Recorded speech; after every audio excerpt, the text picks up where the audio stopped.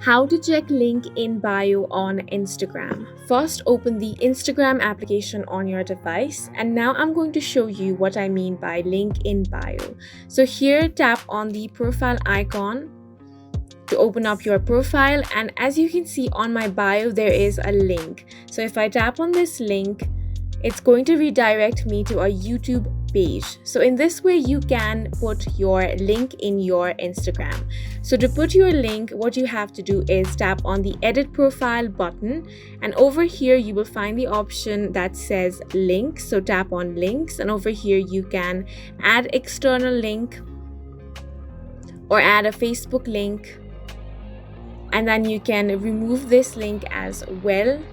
So this is how you can add the link in bio.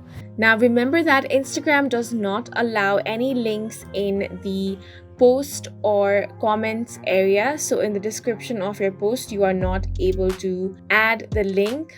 So let's say that if you have already added the link in bio over here, there will be no clickable links anywhere in the post. So you can only have one clickable link in your bio, but you can update it or add a new one by going back to your profile and follow the method that I have just showed you.